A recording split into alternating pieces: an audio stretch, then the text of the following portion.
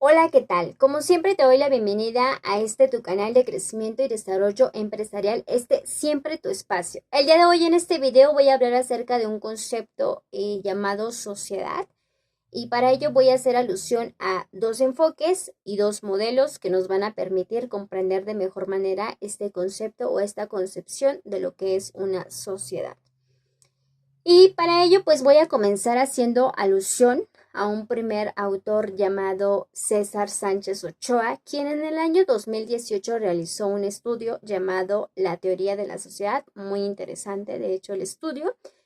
pero dentro de este estudio menciona precisamente a un autor, un sociólogo del siglo XX, un sociólogo francés llamado Pierre Bourdieu, quien precisamente menciona dos enfoques para comprender a la sociedad. Y el primero de ellos tiene que ver con un sistema de relaciones de poder, en donde la sociedad, que es un conjunto de personas que comparten un tiempo y un espacio determinado, van a formar grupos de personas en donde va a imperar uno más arriba de los otros, que es lo que que es quien va a hacer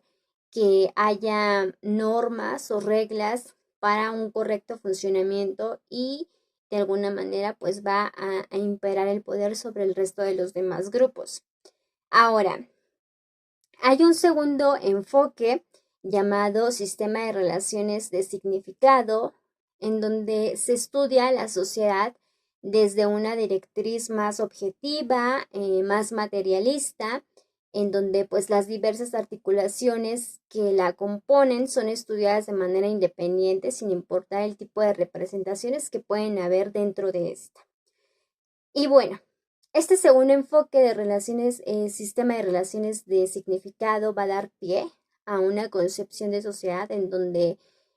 se nos habla o se nos dice a través de este autor y otros dos autores llamados sociólogos también, Durkheim y Mauss, quienes nos mencionan que debe haber una directa relación entre las estructuras sociales y las estructuras mentales para que haya una mejor concepción de lo que es la sociedad. Y para ello, pues esta información o de alguna manera estas estructuras sociales y estas estructuras mentales van a dar pie precisamente a dos modelos también derivados o también mencionados por Pierre Bourdieu, quien es un estudioso de la sociología y la sociedad. Y dentro de esta materia precisamente menciona estos dos modelos, uno llamado objetivista, en donde habla precisamente esta parte del sistema de relaciones de poder y esta primera faceta de las relaciones de significado, sistema de relaciones de significado, en donde se habla de manera objetiva únicamente. Es decir, como lo mencionábamos anteriormente,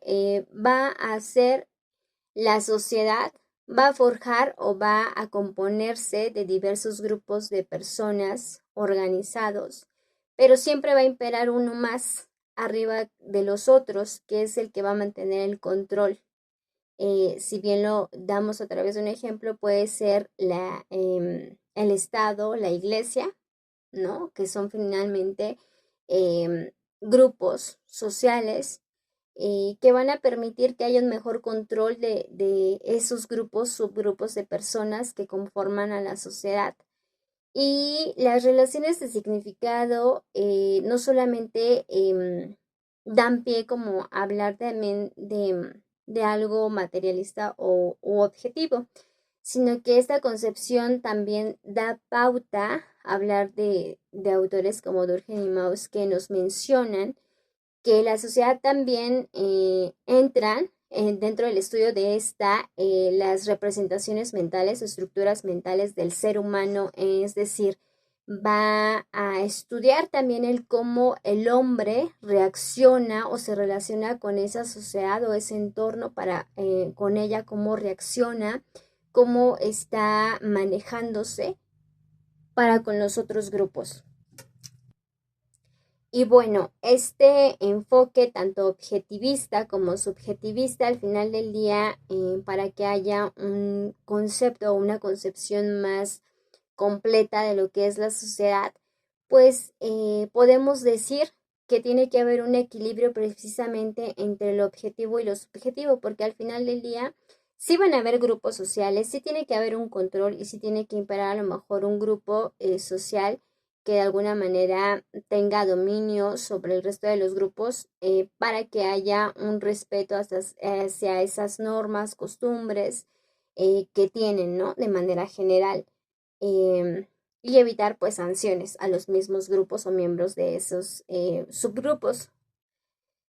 Sin embargo, también es muy importante tener en consideración en cómo el hombre está interpretando aquello con lo que se relaciona, aquellas reglas, normas, o sea, cómo está relacionándose, cómo lo está sintiendo de manera personal, cómo lo hace de manera, cómo esa experiencia, cómo esa forma empírica también tiene que ver a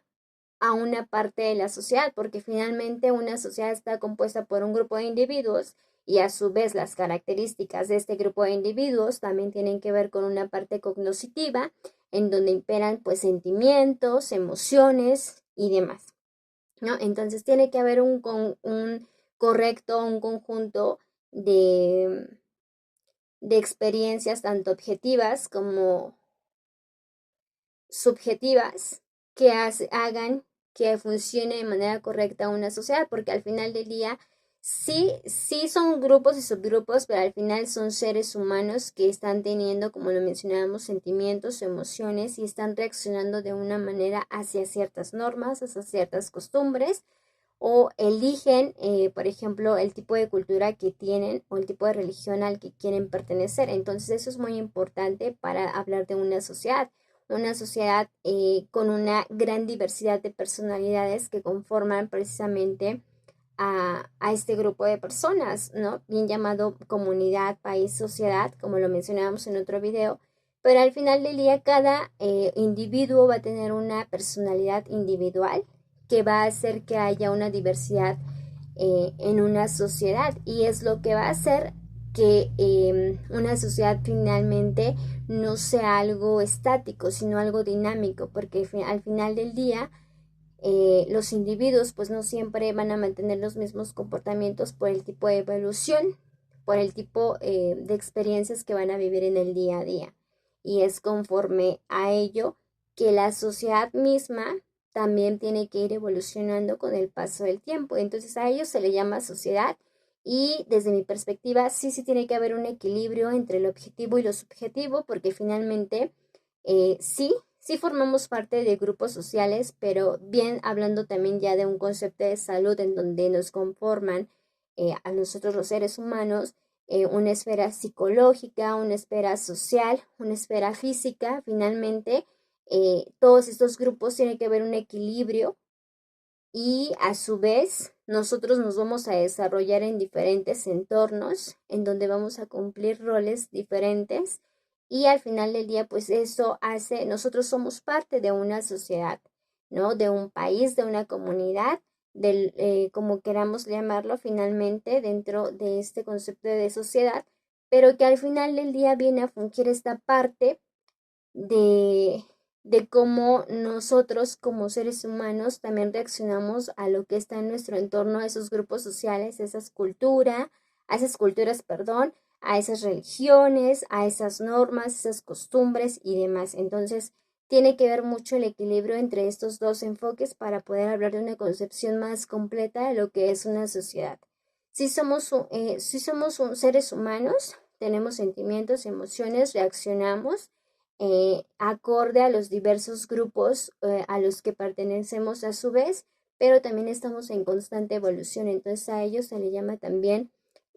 una sociedad de una manera pues más completa y que va evolucionando con el paso del tiempo.